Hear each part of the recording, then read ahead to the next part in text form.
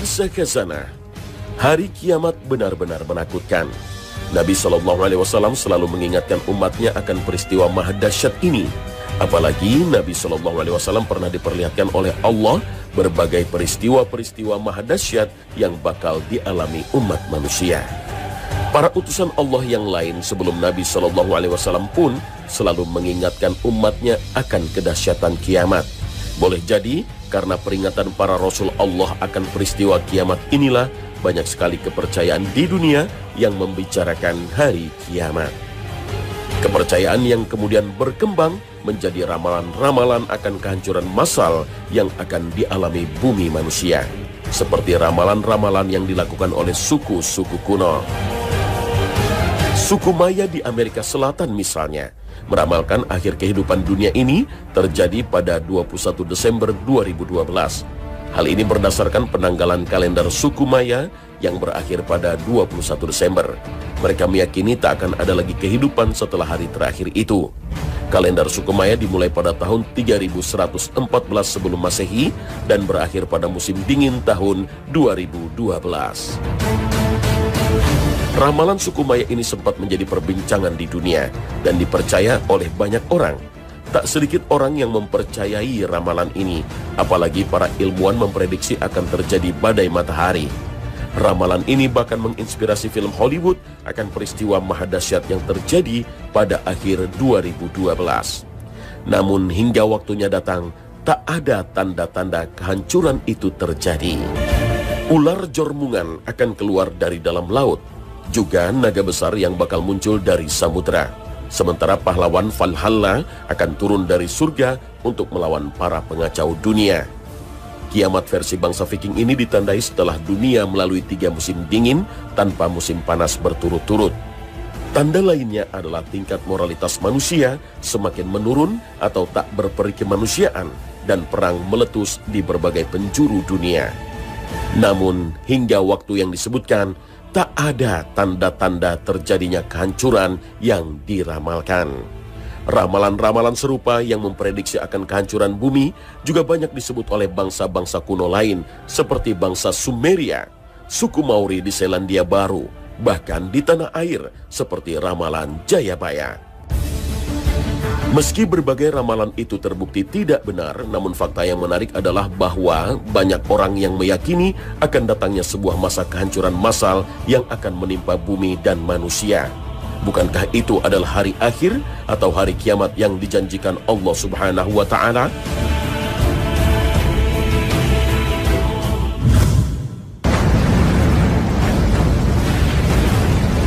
Pemirsa Khazanah, prediksi dan ramalan-ramalan bangsa kuno sekalipun banyak yang tidak tepat dan meleset, namun menegaskan akan janji Allah Subhanahu wa Ta'ala tentang hari kiamat. Hari kiamat pasti akan datang, dan hal ini merupakan ketetapan Allah Subhanahu wa Ta'ala. Sesungguhnya hari kiamat itu akan datang. Al-Quran Surah Toha ayat 15. Maka sesungguhnya waktu yang dijanjikan Allah itu pasti datang, dan dialah yang maha mendengar lagi maha mengetahui. Al-Quran Surah Al-Ankabut ayat 5. Hanya saja tak ada seorang pun yang mengetahui kapan terjadinya. Rasul Muhammad SAW sebagai penghulu para nabi pun tidak tahu kapan terjadinya. Bahkan Jibril, malaikat paling mulia dan pemimpin para malaikat pun tidak tahu kapan hari yang dijanjikan Allah Subhanahu wa Ta'ala itu akan terjadi. Ketika malaikat Jibril bertanya kepada Rasulullah tentang kapan terjadinya kiamat, Rasul SAW menjawab, tidaklah orang yang ditanya tentangnya lebih mengetahui dari yang bertanya. Allah dengan mengabarkan pada kita bahwa tak ada seorang pun makhluk yang tahu kapan kiamat terjadi. Allah Subhanahu wa Ta'ala bahkan menegaskan kiamat itu terjadi secara tiba-tiba, secara mendadak. Kata tiba-tiba atau mendadak ini bahkan diulang-ulang dalam Al-Quran sebanyak 13 kali. Misalnya dalam surat Yusuf, Allah berfirman, apakah mereka merasa aman dari kedatangan siksa Allah yang meliputi mereka atau kedatangan kiamat kepada mereka secara mendadak? Al-Quran Surah Yusuf ayat 107. Lalu kapan waktu yang tiba-tiba atau mendadak itu terjadi? Waktu yang sangat mendadak ini akan terjadi dalam waktu dekat. Bahkan Allah menyebut dengan penekanan sangat dekat. Saat para sahabat sedang duduk-duduk bersama Nabi SAW, sementara matahari berada di atas gunung Qu'aiqan setelah waktu asar, lalu Nabi SAW bersabda, "Tidaklah umur-umur kalian dibandingkan dengan umur orang yang telah berlalu, kecuali bagaikan sisa hari ini dibandingkan dengan waktu siang yang telah berlalu." Hadis ini menunjukkan bahwa waktu yang tersisa sangat sedikit jika dibandingkan dengan waktu yang telah berlalu. Akan tetapi waktu yang telah berlalu tidak ada yang mengetahui kecuali Allah Ta'ala. Tidak ada satu riwayat pun dengan sanad yang sahih dari Rasulullah SAW yang menerangkan batasan waktu dunia sehingga bisa dijadikan sebagai rujukan agar diketahui sisa waktu yang ada. Tentunya waktu sisa ini sangat sedikit sekali jika dibandingkan dengan waktu yang telah berlalu. Tidak ada sebuah ungkapan yang lebih jelas tentang dekatnya hari kiamat daripada apa yang disampaikan Rasul Sallallahu Alaihi Wasallam. Saat itu Rasulullah Sallallahu Alaihi Wasallam berkhutbah, matanya memerah, suaranya begitu keras dan terlihat begitu marah sehingga seolah-olah beliau meneriaki pasukan. Kemudian Nabi Sallallahu Alaihi Wasallam bersabda, "Jarak antara pengutusanku dan hari kiamat bagaikan dua jari ini." Memaknai hadis ini, Al-Qadhi menjelaskan ini menunjukkan sangat dekatnya kiamat dan diutusnya Nabi Sallallahu Alaihi Wasallam. Pemirsa Khazanah, Ka'bah Al-Musyarrafah, rumah Allah yang pertama dibangun di muka bumi ini hingga kini menjadi jantung spiritual umat manusia. Tak pernah lekang dimakan zaman. Sejak awal mula manusia diciptakan, bangunan sederhana ini menjadi pusat peribadatan manusia. Allah telah menyucikannya dan menjadikan hati manusia cenderung kepadanya. Namun menjelang hari kiamat kelak, manusia tak lagi mengindahkan kesucian Ka'bah, hingga Allah mengangkat kesucian dan keharaman Ka'bah. Ka'bah pun tak lagi menjadi Masjidil Haram karena Allah telah menghalalkannya. Imam Ibnu Hajar Al-Asqalani mengungkapkannya dalam kitab Fathul Bari bahwa tidak ada yang menghalalkan Baitul Haram kecuali ahlinya, dan ahlinya adalah kaum muslimin. Artinya, kesucian Ka'bah telah hilang akibat ulah kaum muslim sendiri. Apabila mereka telah menghalalkannya, maka kehancuran akan menimpa mereka. Saat itulah Ka'bah tak lagi menjadi tempat yang disucikan. Inilah tanda yang nyata bagi tegaknya kiamat.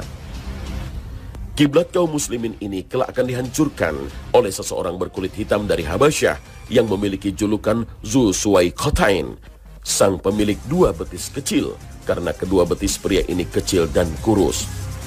Pria Habasyah ini akan menghancurkan Ka'bah batu demi batu, melepas kiswahnya serta perhiasan-perhiasannya. Itu sebabnya sejak jauh-jauh hari Nabi SAW mengingatkan pada umatnya dalam sabdanya, "Biarkanlah bangsa Habasyah selama mereka membiarkan kalian. Sesungguhnya tidak ada yang akan mengeluarkan harta Ka'bah kecuali Zu Suwaiqatain dari Habasyah." Hadis riwayat Abu Daud. Imam Bukhari dan Muslim bahkan meriwayatkan peringatan Nabi SAW dalam redaksi yang lebih tegas. Ka'bah akan dirusak oleh Zu Suwaiqatain dari Habasyah. Hadis riwayat Bukhari dan Muslim. Dalam riwayat Abdullah bin Abbas radhiyallahu anhu, Rasulullah SAW bersabda, "Seolah-olah aku melihatnya, seorang berkulit hitam dengan betisnya berjauhan, ia merobohkan Ka'bah batu demi batu." Hadis riwayat Bukhari. Dalam riwayat Imam Ahmad, Rasulullah SAW bahkan mengatakan lebih detail bagaimana Ka'bah dirobohkan oleh orang Habasyah menjelang hari kiamat. Rasul SAW bersabda, "Ka'bah akan dihancurkan oleh Zu Suwaiqatain dari Habasyah. Ia akan mengambil perhiasan-perhiasan Ka'bah dan menurunkan kiswahnya. Seakan aku melihatnya, ia seorang yang botak dan pincang dan menghantam Ka'bah dengan sekop dan linggisnya." Hadis riwayat Ahmad. Terkait hal ini, satu pertanyaan muncul. Bagaimana mungkin Ka'bah dapat dihancurkan, padahal Allah telah menjadikan Mekah sebagai tanah suci yang aman? Bukankah Allah telah berfirman, "Tidakkah mereka tidak memperhatikan bahwa kami telah menjadikan negeri mereka tanah suci yang aman?" Al-Quran Surah Al-Ankabut ayat 67. Bukankah kami telah meneguhkan kedudukan mereka dalam tanah haram, tanah suci yang aman? Al-Quran Surah Al-Qasas ayat 57. Dan siapa saja yang bermaksud melakukan kejahatan secara zalim di dalamnya, niscaya akan kamu rasakan kepadanya siksaan yang pedih. Al-Quran Surah Al-Hajj ayat 25. Nah pemirsa, jangan kemana-mana. Khazanah akan segera kembali sesaat lagi.